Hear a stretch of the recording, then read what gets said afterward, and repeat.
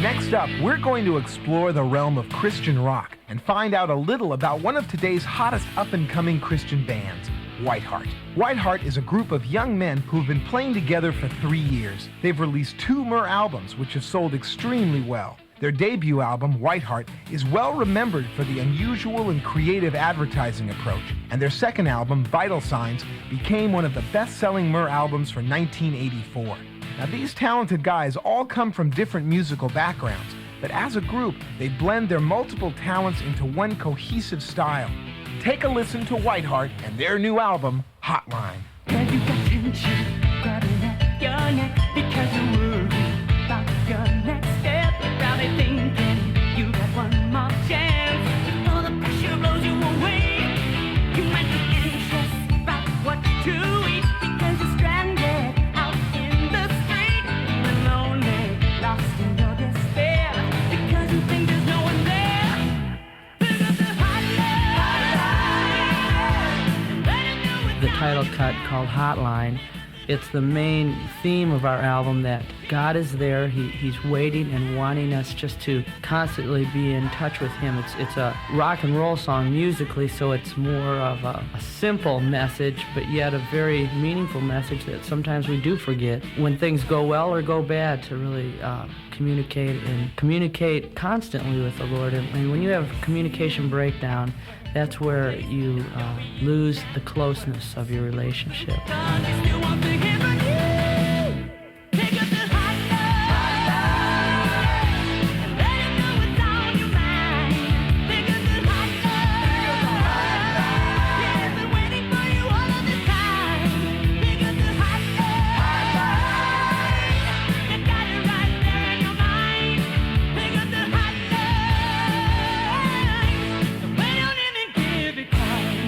It was a definite challenge for this group of experienced studio musicians to make the transition from studio to stage.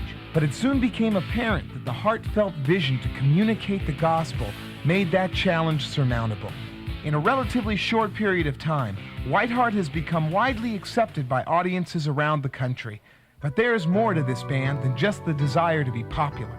Well, you know, a lot of groups have dreams and desires from year to year to get bigger and bigger and more famous and more popular and more accepted. And that's fine.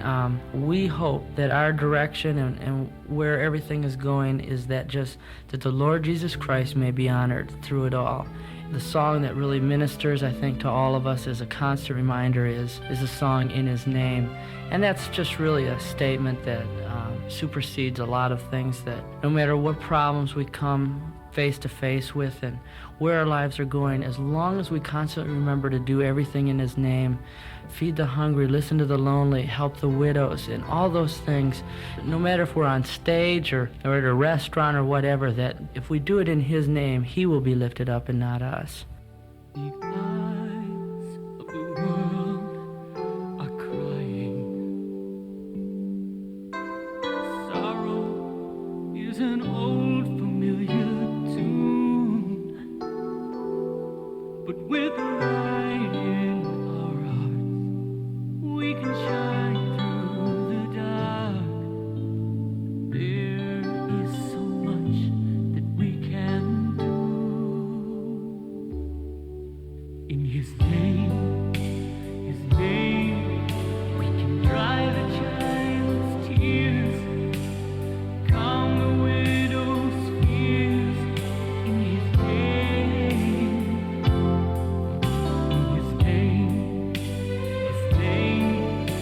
can feed those who are hungry, listen to the lonely. In His name,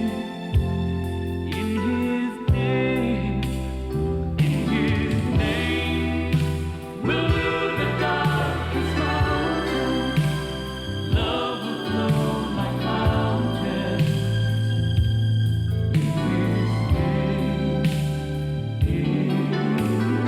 name. Lyrically, Whiteheart aims their message at the problems foremost in the lives of young people today. They take a hard look at daily life and its problems, encouraging the listener with honest insights into a troubled world. Yet without a doubt, this band constantly reminds the listener to stand up for what is right and to stand up for what they believe.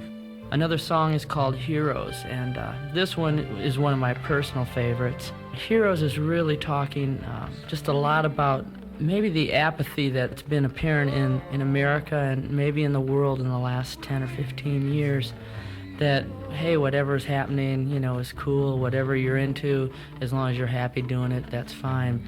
But I think what the whole world has lost maybe is people who aren't afraid to stand up, for what they believe in, and especially dealing with Christian people that kids can look up to, people that, they can be proud of, that people can stand up for what they believe in and be proud and not ashamed, to say, as for me and my house, we will serve the Lord. No baby born this year. Now they die without a tear. Your loving man, it's so wrong. Tell me where it ends. No other name for it but sin. Comes through your ears, your eyes. You're almost hypnotized. What is the truth or a lie? It's all a compromise, and it creeps inside our lives. What do we do? What will we say? By doing nothing, we say it's okay. We need some heroes for the Lord. We need some heroes strong in the word. We need some brothers to carry the fight. We need some sisters with faith in what's right. We need to stand up. Who's gonna stand up? Lord, we need some heroes. We need some heroes. Right now, we're very excited. I will have to say we've been hit with a lot of problems lately. But out of that, I always claim, and we as a group just claim, when Satan's hitting you hardest from all sides, which seems like we've been hit lately, just really trust and say, hey, you must be doing something right for the Lord. Otherwise, you wouldn't be bothering with this. And so we're just claiming to that, and we're real excited about our future, and we hope we come to your city or to wherever that we can change lives in that city and maybe take that message of the Lord Jesus Christ and take it out of that concert hall and into the homes and into the families.